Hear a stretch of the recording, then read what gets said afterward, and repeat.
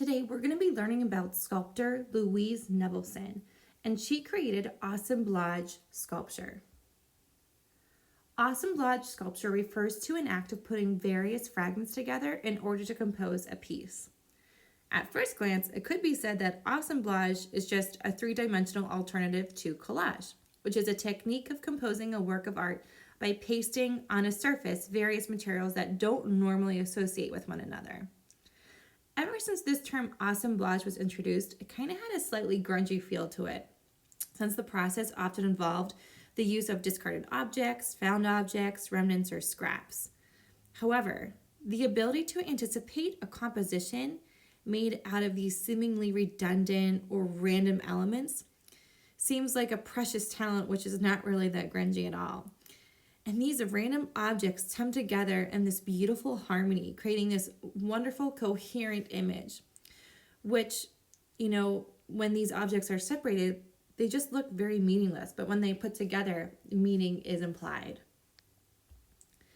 Now, Louise Nevelson was born in Russia, but in 1905, her family immigrated to Rockland, Maine due to the terrible abuse inflicted by the Tsarist Russians on the Jewish community that she grew up in.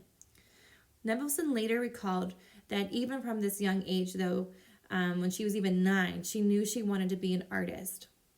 So she grew up, and in 1920, she married a man named Charles Nevelson, and the couple moved to New York City. 2 years after they married, Louise had a son, Myron, which they later called Mike. But after though she had a son, she still wanted to be an artist. So from 1928 through 1930, she studied at the Art Students League in New York. However, the Nevelson family discouraged her studies. They thought that she should just be a stay-at-home mom. So in 1931, she actually separated from her husband and left her son with her ex-husband so that she could travel to Munich to further study art at the School of Modern Art. Her decision to focus on her career instead of motherhood was a crucial one and informed many of her later sculptural installations. However, that stint in Europe did not last very long because she had to return to New York City in 1932 to escape all that political tension that was starting to brew in Germany. So when she returned, she actually re-enrolled at the Art Student League and ended up studying alongside Frida Kahlo, and then later worked alongside Jackson Pollock. Now, her sculpture first gained attention in the early 1940s, and these works were all found object pieces of varying materials. However, these earliest works were often written off as those of a woman artist. One critic even wrote, I quote, "We learned the artist is a woman in time to check our enthusiasm. Otherwise, we might have hailed these sculptural expressions as by surely a great figure among moderns." So pretty much, she was not becoming more well-known because she was a female artist.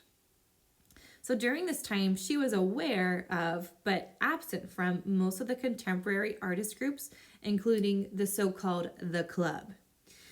Now, in the art community, artists should be a particular type of person. They should be old, ugly, and male. And The Club was full of old, ugly male artists. It was like the good old boy clubs. Now, Nevelson dared to be different. So despite her lack of initial critical success, she remained committed to her art. And her sculptures ended up growing in size, finally evolving into these large-scale walls that we're seeing depicted behind her in that photograph. Now, her favorite material to use were these cast-off scrap wood, which was a radical departure from the endeavors of her male counterparts like Alexander Calder, who worked in more traditional materials like metal. Now, despite her unconventional materials, Nevelson's work established her reputation for sculptural bravado. In 1958, she finally got the recognition she deserved when Hilton Kramer, an art critic, declared her exhibitions remarkable and unforgettable. Just as she carefully constructed her sculptures, she also cultivated her extravagant personal style. In the late 1960s, she met fashion designer Arnold Scazzi, who dressed her from then on. Now, even though he designed clothes for Nevelson, she was not content to let him determine her appearance. So she added in these lush scarves, large pieces of eccentric jewelry, elaborate headdresses, and even mink eyelashes on a daily basis.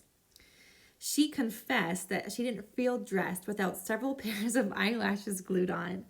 So Nevelson carefully cultivated her personal appearance and viewed it as a further extension of her intricate work. Now, Nevelson's work is fundamental to the history of feminist art because it challenged this dominant stereotype of the macho male sculptor. The goal of feminist art was to influence cultural attitudes and transform stereotypes. So she's fighting this stereotype of what a artist should be. Feminist art created opportunities and spaces that previously did not exist for women and minority artists. In Linda Nochlund's famous 1971 essay, Why Have There Been No Great Women Artists?, she cited that Nevelson was a major influence on the new generation of women struggling to redefine femininity in art. Now, feminist artists often embraced alternative materials that were connected to the female gender to create their work, such as textiles or other media previously little used by men.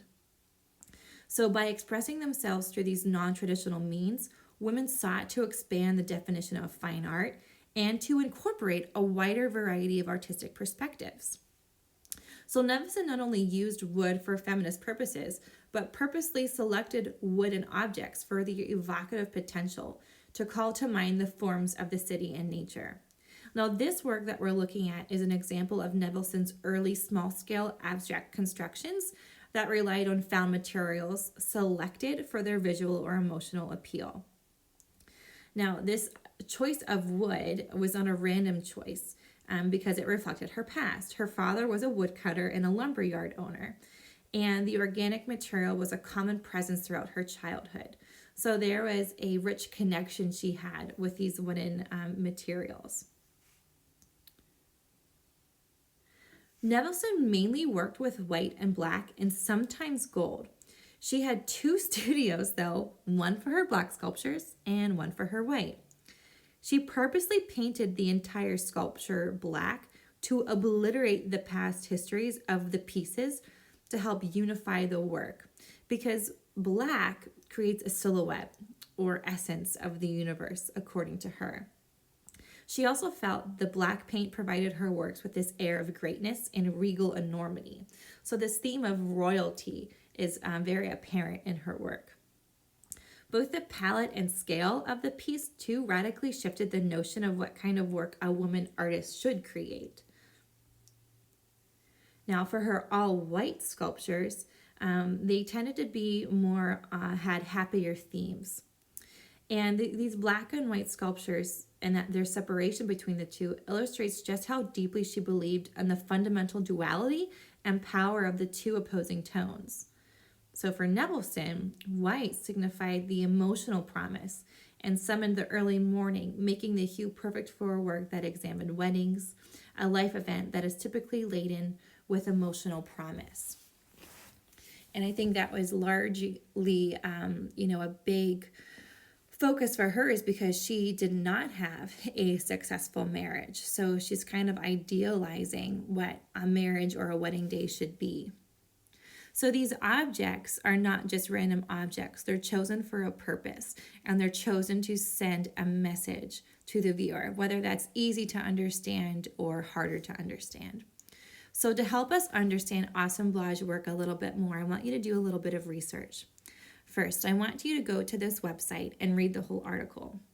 Then, choose one artist and explain how their assemblages differ from Nevelson's. Do they portray different themes? Are they using different materials? How are they arranging their materials differently from Nevelson's?